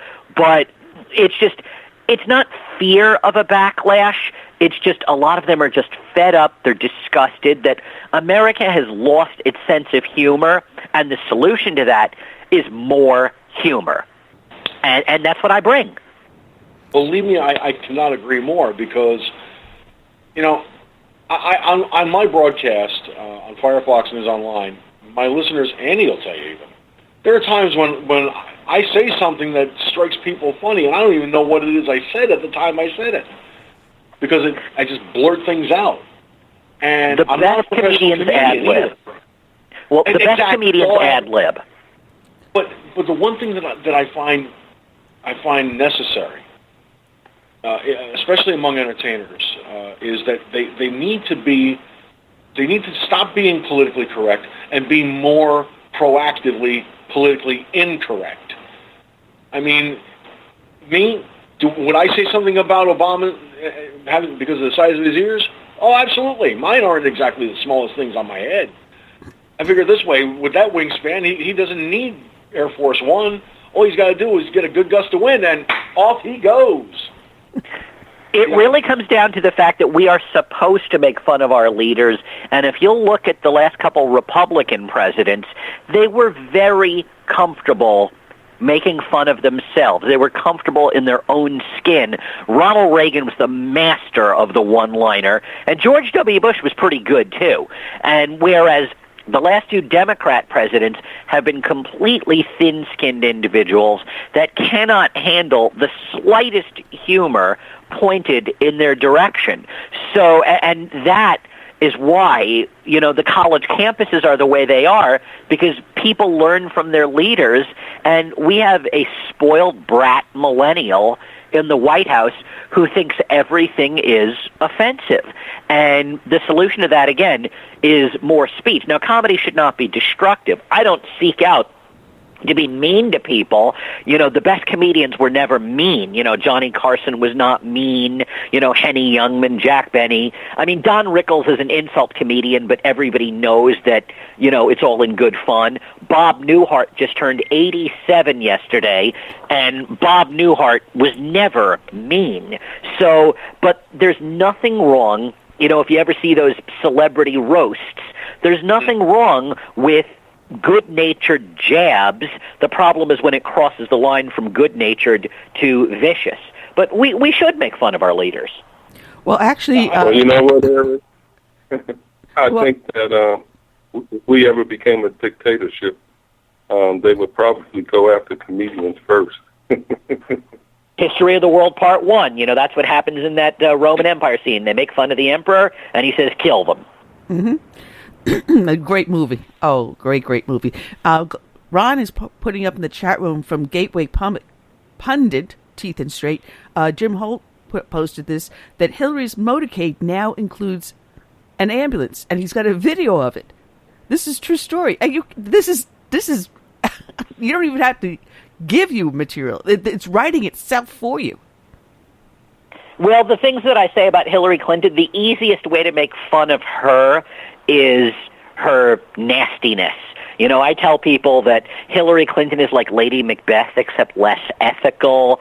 You know, she's like Joan Crawford and Mommy Dearest, except less pleasant. You know, I could picture her like beating her staff with a coat hanger. You know, the movie 13 Hours is about how long it takes her to use the restroom in the morning. She's old and decrepit. So there are so many different things. You know, the reason why she's hiding her email server is because she doesn't want people to find out that Bill Clinton has an eHarmony profile. Sorry, did I say eHarmony? I meant Ashley Madison. So again, there's so many different things you could say. I mean, and again, nothing should be off. No, you know what? Almost nothing should be off limits. You know, as long as they don't get in the political arena. So, you know, for instance, Sasha and Malia, they're kids, okay? There's no reason to go after Sasha and Malia. And, okay, so Malia was caught, you know, twerking and smoking a joint. You know, I didn't get her on her about that. I got on the media for how harsh they were toward the Bush twins when all they did was drink a couple beers before their 21st birthday. So, you know, I'm not going to go after Obama's kids, but, you know, I will reference them in a way that's not harmful to them. For instance, one thing I constantly say about Obama is the reason why he's always so grumpy is because he starts out every day begging the Secret Service to bang on the bathroom door and tell Sasha and Malia to stop using all the hot water.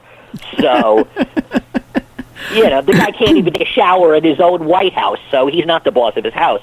But, you know, comedy should not be vicious. You know, you can make fun of, but it should be, you know, I don't want to say good-natured, but it should not be used to destroy people's lives.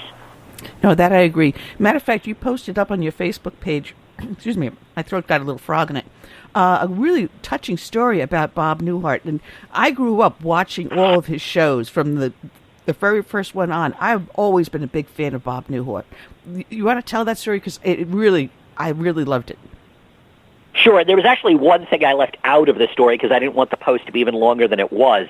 But, you know, I met him in line at a Best Buy a few years ago, and he, you know, he would not cut in the line. He was insisting on waiting in the line like everybody else, and he, you know, he was right next to me, and I said to him, I said, you know, Mr. Newhart, I said, I'm a big fan of yours. You know, he said, thank you. I said, and by the way, he is that character. He does not leave character. That's how he talks.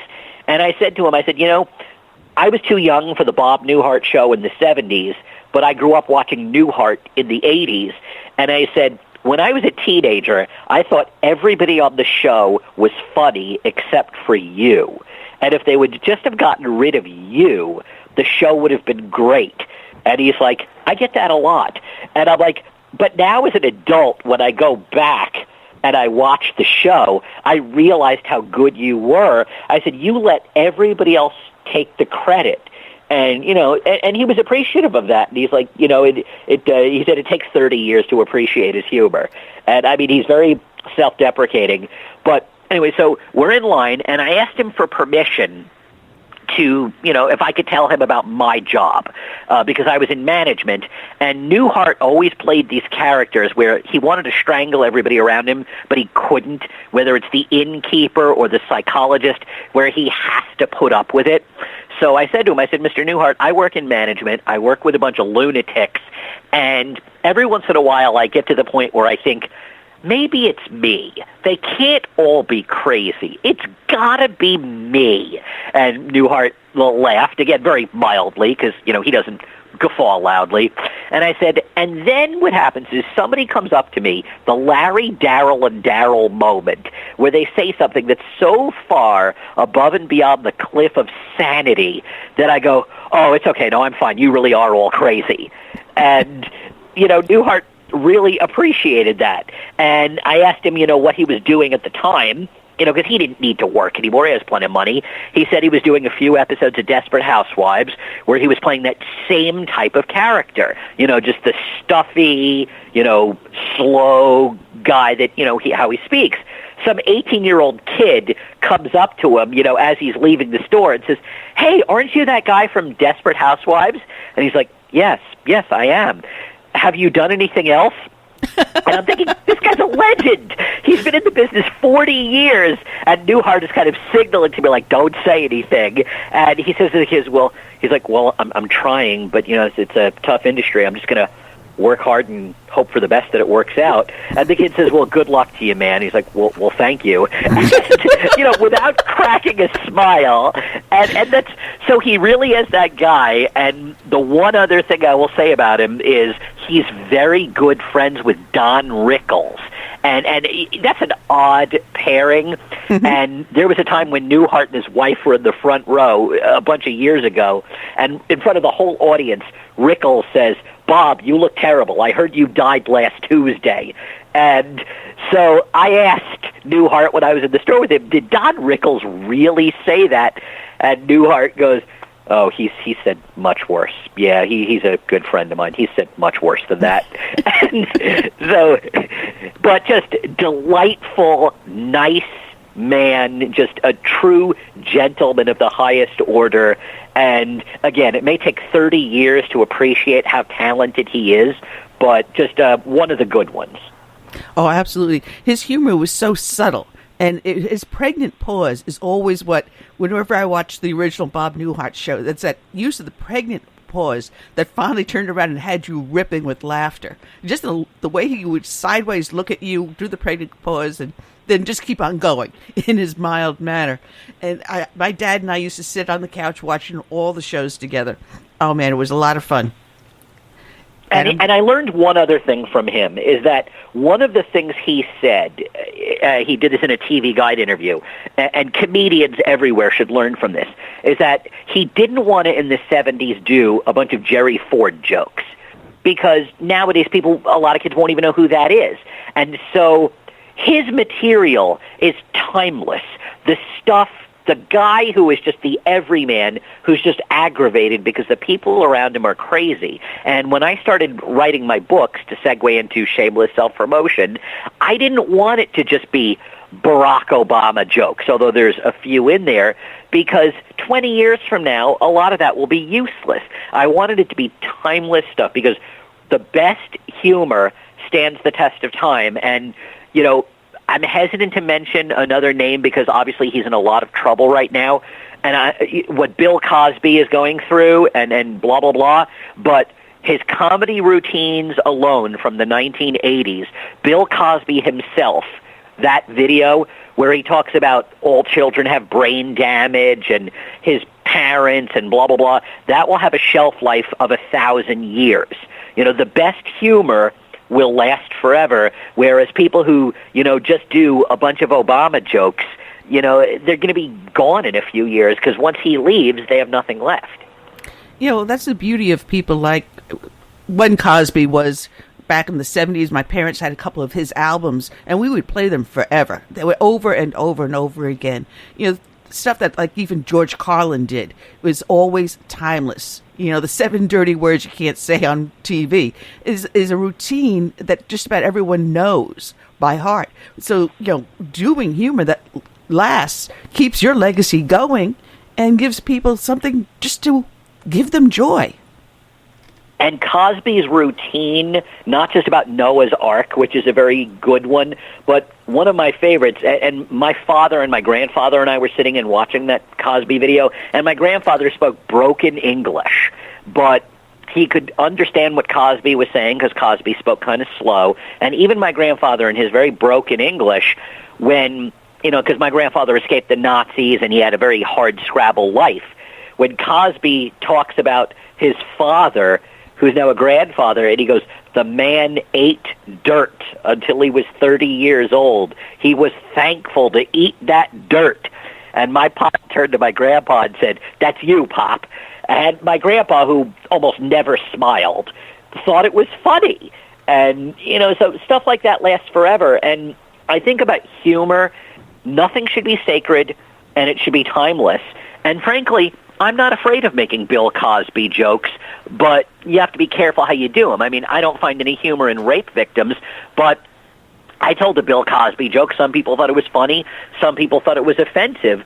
I said that the reason why he went all those years without being arrested is because the district attorney looked at his deposition and found it incomprehensible. It's like, Mr. Cosby, is it true that you A, B, C, D? Answer, skillsum flop, plasma jazz, flism flasm. You're free to go. I mean, who could possibly disagree with that? True. You know, it also reminds me of the Flip Wilson routines. And one of the favorite ones I had when he had the Flip Wilson show, I don't know if you remember that, God is giving me people are funny. God was giving him the instructions on how to build the ark, and it's so many cubics by so many cubics. Do you understand what I'm telling you? And Flip Wilson turns around, yes, Lord. Okay, so this is what you're going to do, blah, blah, blah, gives him more instructions. Yes, Lord. You have any questions? Just one, Lord. What's that? What's a cubic? It was a classic line. Exactly. Classic line. And the thing is that the reason why the left is in such trouble is because they're always so angry and miserable. And even though they've been in power for the last 8 years, they're still angry and miserable. And we need more comedy. We need to laugh. I mean, obviously, nobody's going to be doing jokes about 9/11 victims or Boston bombing victims, blah, blah, blah. But you know, you can even make fun of radical Islamists. I mean, when Clock Boy did his thing, I just typed in 2 words, a la Clock Bar. You know, it's nothing should be sacred. And the only rule with comedy, and I learned this from 2 people who could not be more different in style, Jerry Seinfeld and Howard Stern. One ultra clean, one filthy. But they said the same thing. The only rule with comedy is it funny. If it's funny, you do it. If it's not funny, you don't do it. And I perform all around the country. And the reason why people say, wow, your act is getting better and better. Yeah, I took out the stuff that sucked that people hated. Matter of fact, I have a link to your webpage, Tiger Express, on the show page. And you know, Eric, the majority of people that listen to the show listen to the podcast. So all they have to do is go to the description, click on the link, and check out your website. Get your books, find out where you're performing. Where are you performing now?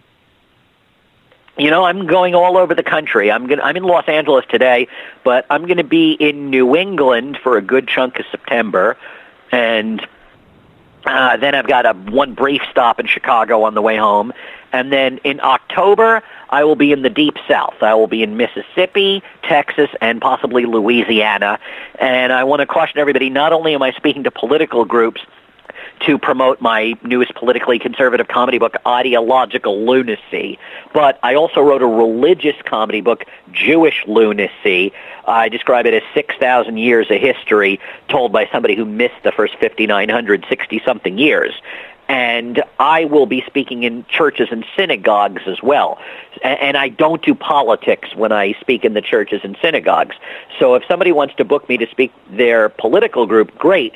But if you have a church or synagogue you'd like me to speak in, I'm happy to do that as well. And in addition to my books, I'm also selling Hillary for Prison T-shirts.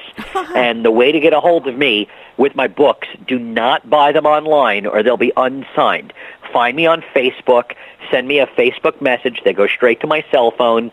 Follow me on Twitter as well, Tiger Express, TYG quadruple R Express, TYGRRRR Express. That's how you get a hold of me, and that has all my booking information. My books, just ask me about them, and I'll send them. And trust me, their books are great, because I have several of them here. And Eric, you and I have been friends for, ever since I started the show. This is my 6th year. I can't believe it's been that long. But I always find stuff that is amazing whenever you come on. You teach me things, which is great.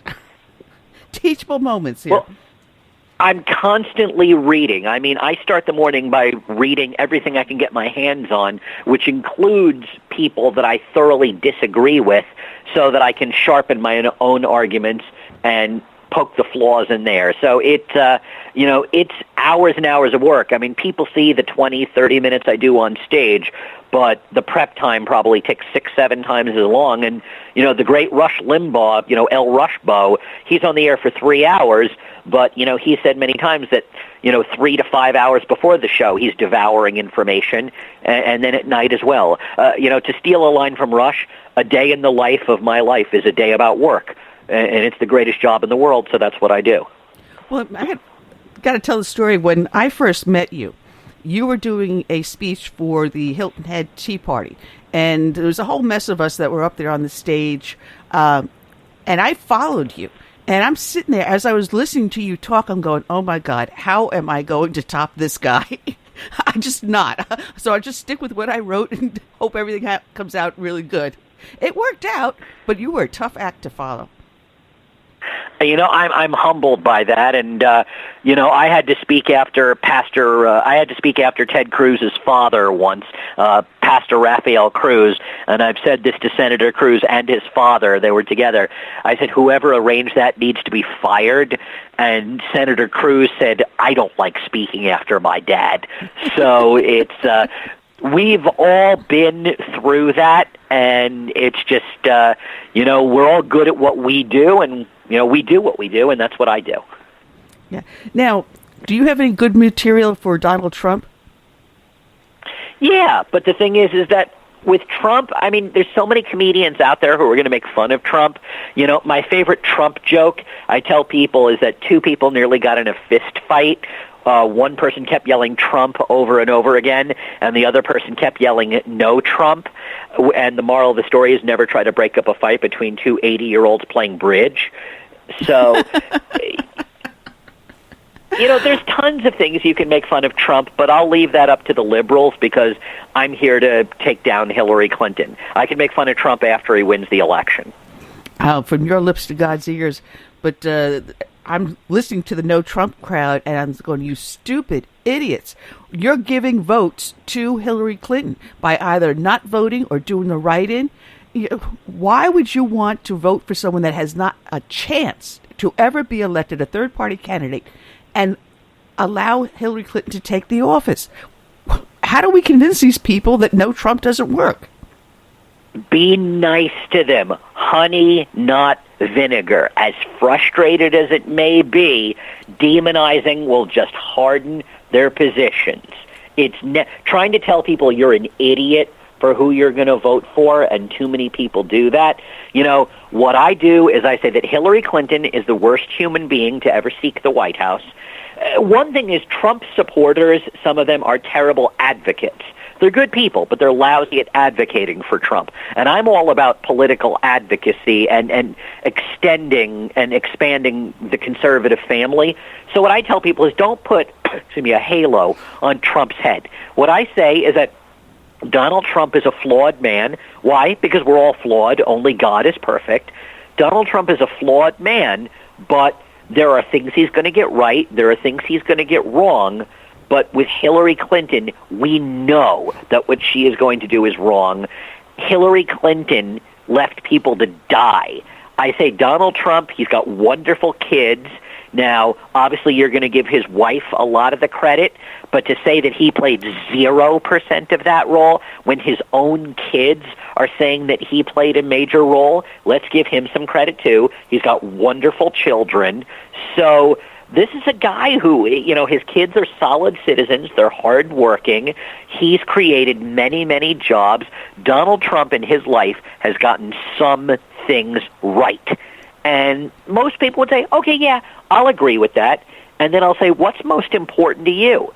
And when they say the issue, then you can tell them Donald Trump's position. But the mistake that his supporters make is they start out by talking about his illegal immigration plans or his trade plans without bothering to find out if the people they're trying to convince even care about that stuff. I happen to disagree with Donald Trump on trade. I'm a free trader. I like NAFTA. So, and I understand that some of your audience may want to burn me in effigy for saying that, but I like free trade. I'm a Wall Street Journal conservative. But at the same time, there are good issues where if we don't elect Donald Trump and we do elect Hillary Clinton, if we elect Hillary Clinton, the Second Amendment is gone. She won't abolish it, but she will gut it, which is the same thing, because she will make it easier to sue gun manufacturers. So, we have to stick to policy, but if we just demonize the never-Trumpers, then there's no chance. Other thing I'll add is that Donald Trump has been magnificent ever since Kellyanne Conway came on board 2 weeks ago. As long as he sticks to policy and speaks in that calm, serious, sober adult voice, and doesn't get into the bombasticness and the streams of consciousness, some of these never-Trump people, and I've seen them with my own eyes, have said, you know what? I'm willing to look at him. If we see Donald Trump at his best, they will look at him. If we see Donald Trump at his worst, they will not. And that behavior extends to his supporters. I had someone send me an email once, a couple of weeks ago, from the Never Trump crowd, telling people to do the write-in or to not even vote. And I said, well, what is important to you? I did ask that question. And I said, think of it. If SCOTUS is that important to you, then anyone in the White House other than Hillary, you should be voting for. So think of Donald Trump. I told him a pet rock sitting in the White House would perform better than Hillary Clinton. So think of Donald Trump as your pet rock. I just keep coming back to the fact that as long as we stick to policy, ask people what they care about, offer an outstretched hand, and listen to them. The problem with a lot of advocates is they don't listen. They love the sound of their own voices.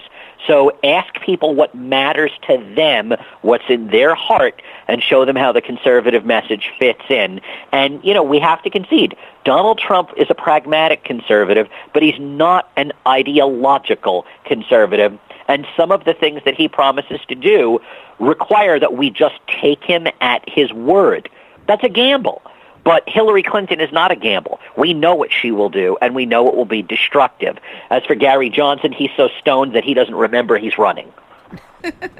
Well, Curtis, we're down to our last few minutes here, Chris, so we have time for one more question before we tie up. Okay. When Bill Clinton met with Loretta Lynch on the airplane on the tarmac, it became the butt of a lot of jokes. Have you heard any good ones? No, not really, because the fact is that there's not much humor. As somebody who worked on Wall Street and sat in meetings are boring. I mean, it was just a boring meeting between two people where they plotted how to rig, Hillary Clinton getting away with it. So, no, I didn't hear any Loretta Lynch jokes. The only Loretta Lynch joke I came up with was that the reason why she was so easy to confirm, even among some conservatives, is they thought that Obama nominated Loretta Lynn. Oh. Yeah, she doesn't get much to work with. I mean, she's an everyday person. She's corrupt, but there's just not a lot of material to work with. Where she's quiet people. There's not much to work with. No, there isn't much. Well, Eric, it has been such a pleasure. You're heading out to New England. Are you still working with any of the Republicans trying to get the vote out? I'm going to be working with people all over the country to help get the message out. I'm about spreading the message. So, all I could tell people is just don't be outworked. The left never rests. Work hard. Be ready. Take a nap after Election Day, not before. And, I'm a raging capitalist, so please buy my books, buy my Hillary for Prison T-shirts, follow me on Facebook and Twitter, and say hello anytime. Well, thank you so much, Eric. And whenever you want to come back, you got my number. Give me a call. God bless. God bless. Check out his website, TigerExpress.com. That's TYG, 4 R's. TYGRRRR Express.com. And Curtis, we'll be back here on Friday. Danae is joining us again. And we have Mike Gonzalez also joining us in the second half. We've got great guests lined up for next Friday and next week also. So I want to hope everyone has a happy, healthy week out there. And thank you for you guys that were joining in, make the phone calls, listening in the studio and in the chat room.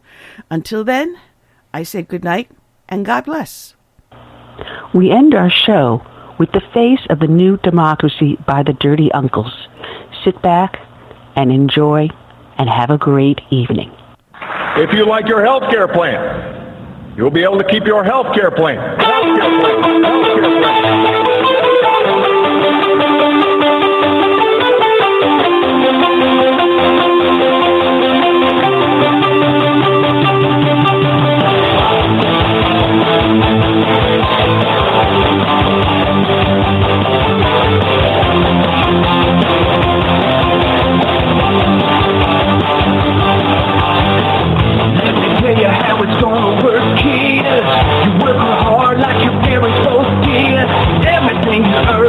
Breaking you back, we're gonna redistribute when we make our pay tax.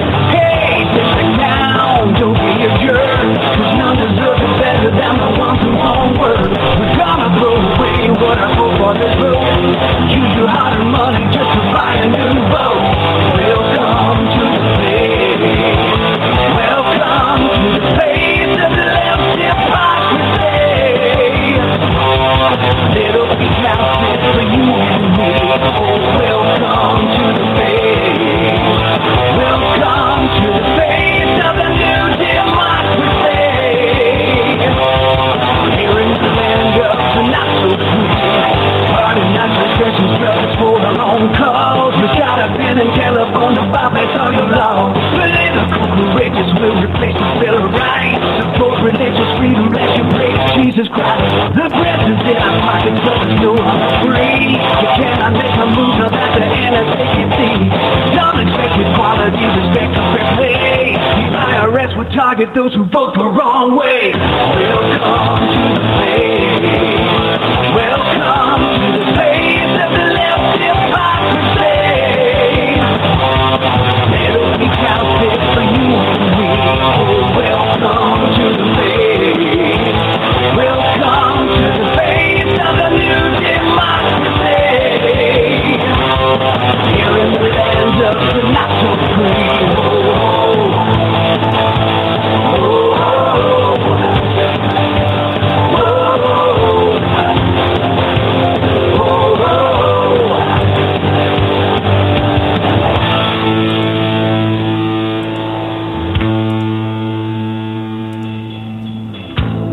This is the most transparent administration in history.